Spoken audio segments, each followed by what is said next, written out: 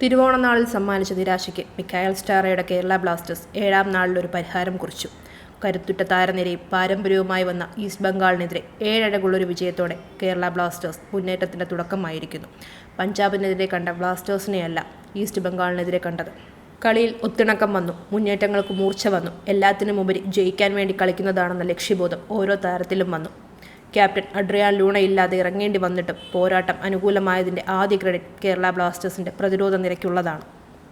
Vertical football തന്ത്രം പയറ്റി എതിർ goal മുഖത്തേക്ക് ഇരമ്പിക്കയറുമെന്നായിരുന്നു സീസണിന് മുൻപേ ക്യാപ്റ്റൻ അഡ്രിയാൻ ലൂണയുടെ പ്രഖ്യാപനം. ക്യാപ്റ്റൻ്റെ വാഗ്ദാനം പാഴ്വാക്കല്ലെന്ന് തെളിയിക്കുന്നതാണ് ബ്ലാസ്റ്റേഴ്സ് നടത്തിയ മുന്നേറ്റങ്ങൾ.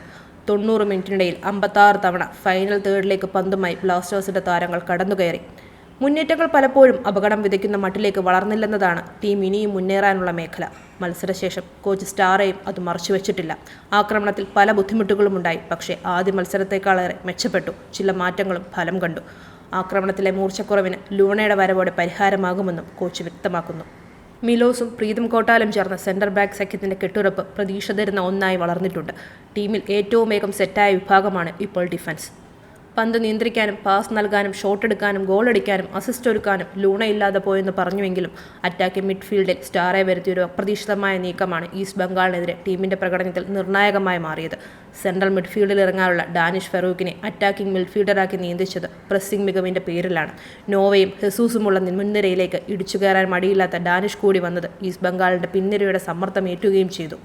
കൊച്ചിയിലൊരു വിജയം പ്രതീക്ഷിച്ചെത്തിയ ഡിമിയെയും കൂട്ടാളികളെയും കളം വാഴാതെ കെട്ടിയിട്ടത് ബ്ലാസ്റ്റേഴ്സിൻ്റെ ഡിഫൻസിൻ്റെ മിടുക്കാണ്.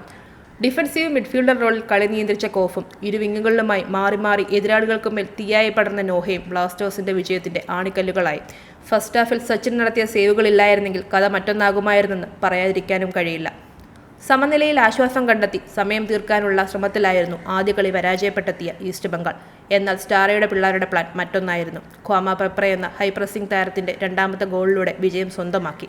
എതിരാളികളുടെ കോട്ടയിലേക്ക് ഇരമ്പിക്കയറുന്ന ഐമനും അസ്ഹറും കൂടെ ചേർന്നപ്പോൾ ബ്ലാസ്റ്റേഴ്സിൻ്റെ തീയിൽ ഈസ്റ്റ് ബംഗാൾ എരിഞ്ഞടങ്ങി. ഇനി മത്സരം നോർത്ത് ഈസ്റ്റിനോട്. ഹെഡ് ടു ഹെഡ് മാച്ചുകളുടെ കണക്കുകളിൽ മുന്നിലാണെങ്കിലും ഡ്യൂറൻ കപ്പ് ജേതാക്കളാണ് നോർത്ത് ഈസ്റ്റ്. ആദ്യ മത്സരത്തിൽ മുഹമ്മദിനെ പരാജയപ്പെടുത്തിയെങ്കിലും കഴിഞ്ഞ മത്സരത്തിൽ ATKയോട് അവസാന നിമിഷം തോൽക്കുകയായിരുന്നു. ഫോർവേഡിലും മിഡ്ഫീൽഡിലും ആധിപത്യമുറപ്പിക്കുന്ന മൊറോക്കൻ പ്ലെയേഴ്സാണ് നോർത്ത് ഈസ്റ്റിൻ്റെ കരുത്ത്. 2ാം ഹോം മാച്ചിൻ്റെ വിജയം നൽകിയ ആത്മവിശ്വാസവുമായി ആദ്യ എവേ മത്സരം കളിക്കാനിറങ്ങുന്ന ബ്ലാസ്റ്റേഴ്സ് ക്യാമ്പിലേക്ക് ലൂണ കൂടി ചേർന്നാൽ നോർത്ത് ഈസ്റ്റിനെ അനായാസമായി നേരിടാൻ കഴിയുമെന്നാണ് ആരാധക പ്രതീക്ഷ.